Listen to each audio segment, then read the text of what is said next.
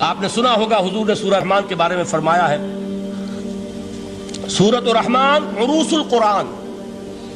یہ سورہ رحمان جو ہے یہ قرآن کی دلہن ہے.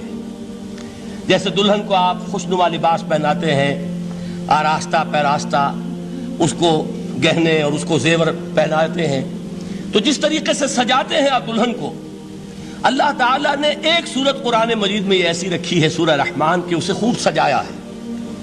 اس میں الفاظ کا در و بست، اس کا اپنا ایک ڈیوائن میوزک ہے. وہ تو اللہ تعالیٰ قراء جو ہے خاص طور پر مصر کے قراء، اللہ تعالیٰ ان پر رحمت نازل فرمائے، ان کی خطاؤں سے درگزر کرے. جس طرح قرآن کے انٹرنسک میوزک کو انہوں نے واضح کیا ہے. واقعہ یہ ہے کہ اگر یہ لوگ نہ ہوتے، شیخ عبد الباسط محمد عبد الصمد، شیخ محمود خلیل الحصری، یہ لوگ کہ جنہوں نے قرآن کے اس غنا میوزک، یہ لفظ جو ہے آپ حیران نہ ہو کہ میں یہ کوئی شاید توہین کر رہا ہوں قرآن کی، حضور نے یہ لفظ استعمال کیا ہے. تغنو، اس قرآن کو اچھی سے اچھی خوشلہانی کے ساتھ پڑھو. من لم یتغن بالقرآن فلیس منا، جو قرآن کو بہتر سے بہتر انداز میں، اچھی سے اچھی آواز میں، خوشلہانی کے ساتھ پڑھنے کی کوشش نہیں کرتا، وہ ہم میں سے نہیں ہے. بلکہ ایک مرتبہ حضور رات کے وقت آپ گشت پر تھے اپنے ساتھیوں کے حالات معلوم کرنے کے لیے. حضرت ابو موسیٰ اشعری رضی اللہ تعالیٰ عنہ ایک صحابی ہیں، ان کے گھر کے پاس سے گزر ہوا، وہ رات کو تہجد پڑھ رہے تھے، کھڑے ہوئے کیف کے عالم میں قرآن تلاوت کر رہے ہیں. حضور کو بہت پسند آئی ان کی قرات، کافی دیر تک وہاں کھڑے سنتے رہے. اب انہیں کیا پتا کون سن رہا ہے. بالکل اسی طرح سمجھ لیجئے ایک بات یاد آئی ہے، حضور فرماتے ہیں کہ جس طرح کان لگا کر اللہ قرآن کو سنتا ہے کسی چیز کو نہیں سنتا. ہمیں نظر نہیں آتا نا، ہمیں معلوم نہیں، ہم قرآن پڑھ رہے ہیں تو سننے والا کون ہے؟ سب سے زیادہ کان لگا کر خود اللہ. یہاں اس لیے مجھے یاد آیا کہ ابو موسیٰ اشعری کو کیا پتا تھا کہ کون سن رہا ہے. وہ اپنی کیفیت میں نماز میں تہجد میں قرآن کی تلاوت کر رہے تھے، اور ظاہر بات ہے ان کے گھر ایکڑوں میں بنے ہوئے نہیں تھے، ایک ایک کمرہ، ایک ایک کوئی حجرہ، ایسے ہی تو گھر تھے نا صحابہ کے. لہذا حضور پاس سے گزرے، آواز آئی، کافی دیر سنتے رہے. اس کے بعد آپ تشریف لے گئے، صبح فجر میں ملاقات ہوئی تو حضور نے تحسین کے انداز میں فرمایا، یا ابا موسیٰ انک قد اوتیت مزمارا من مزامیر آل داؤد. اے ابو موسیٰ، تمہیں تو آل داؤد کے سازوں میں سے ایک ساز اللہ نے عطا فرما دیا ہے.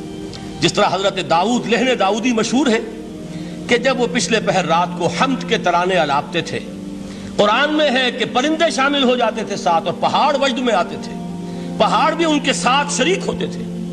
تو جس طرح کا اللہ نے ان کو لہن عطا فرمایا تھا، حضور نے تحسین کے انداز میں فرمایا، ہے ابو موسیٰ اشعری، اللہ نے تمہیں بھی آل داؤد کے سازوں میں سے ایک ساز عطا فرمایا. بہرحال قرآن مجید کا جو یہ میوزک ہے، قرآن کے الفاظ کا جو حسن ہے، جہاں تک حسن معنوی ہے وہ تو ہر لفظ میں ہے، لیکن یہ حسن ظاہری، حسن صوتی، حسن لفظی، یہ اپنے کلائمیکس پر آپ کو نظر آئے گا سورہ رحمان میں. لیکن قرآن میں یہ سورت اس اعتبار سے بھی ممتاز ہے، اس کی 4 آیات پر ذرا توجہ کریں گے، عجیب حقائق سامنے آئیں گے. جہاں یہ قرآن مجید کے حسن صوت اور حسن لفظی کی معراج ہے، وہیں اس کی پہلی 4 آیات میں 4 چوٹی کی چیزوں کا ذکر ہے، سب سے اونچی چیزیں. پہلی آیت کیا ہے؟ الرحمن. ایک آیت ہو گئی. رحمان کیا ہے؟ اللہ کا نام ہے. کبھی آپ نے غور کیا اللہ کے ناموں میں سب سے پیارا نام کون سا ہوگا؟ رحمان. کیوں؟ اس کا مادہ کیا ہے؟ رحمت. ہمیں سب سے بڑھ کر جس چیز کی ضرورت ہے وہ کیا ہے؟ رحمت خداوندی. نام اچھی طرح سن لیجئے اس حضور کے قول کو. حضور فرماتے کوئی شخص جنت میں مجرد اپنے عمل کی بنیاد پر داخل نہیں ہو سکے گا جب تک کہ رحمت خداوندی دستگیری نہ کرے. کسی صحابی نے بڑی ہمت اور جرأت کا ثبوت دیا کہ پوچھ لیا، کیا حضور آپ بھی؟ جب آپ نے فرمایا کوئی شخص داخل نہیں ہو سکتا جنت میں محض اپنے عمل کی بنیاد پر جب تک کہ رحمت خداوندی جو ہے وہ دستگیری نہ فرمائے. پوچھا گیا کیا آپ بھی؟ آپ نے فرمایا ہاں میں بھی. آپ انداز کیجئے کہ اگر محمد الرسول اللہ بھی رحمت خداوندی کے ضرورت مند ہوں تو تاب دیگراں چے رسد، ہماری تو سب سے بڑی ضرورت رحمت خداوندی ہے. اب یہ رحمت جو ہے قرآن مجید میں اللہ تعالیٰ کی یہ شان 2 الفاظ کے ذریعے سے آتی ہے، رحیم اور رحمان. اور کوئی مادہ نہیں ہے جس سے 2 نام بنتے ہوں اللہ کے. لیکن یہ مادہ ہے واحد رحمت کا کہ جس سے رحمان بھی ہے رحیم بھی ہے۔ رحیم صفت مشبہ ہے، رحمت دائم ہو جائے گی، مستقل ہوگی تو رحیم کہیں گے، اور رحمان اس میں رحمت کی ہے وہ شان ہے کہ جیسے ٹھاٹھے مارتا ہوا سمندر ہو، ہیجان کی کیفیت، طوفانی کیفیت، رحمت خداوندی کا طوفانی جوش، وہ ہے رحمان۔ آپ تو رہتے اس علاقے میں ہیں، آپ کو معلوم ہے عرب اگر بھوکا مرا جا رہا ہو تو کیا کہے گا؟ انا جوعان۔ پیاسا مرا جا رہا ہو انا عطشان۔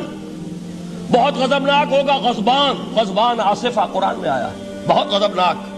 رحمان جس کی رحمت جو ہے جوش میں ہے، ٹھاٹھے مارتے ہوئے سمندر کے مانند۔ تو یہ اللہ تعالیٰ کے ناموں میں سب سے پیارا نام۔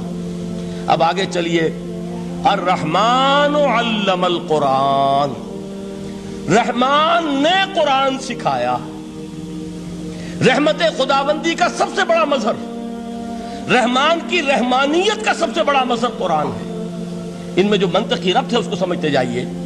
اچھا آپ یہ سوچئے، جو علم بھی انسان کو حاصل ہوا وہ کس نے دیا؟ اللہ نے۔ سائنس کا علم کس نے دیا؟ اللہ نے۔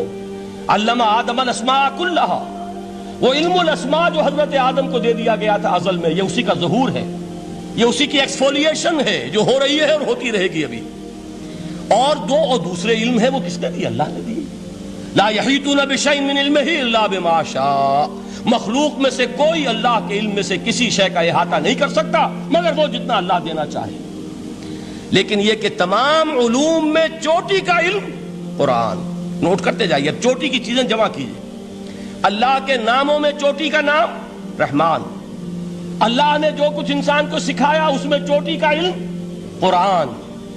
خلق الانسان، انسان کو پیدا فرمایا۔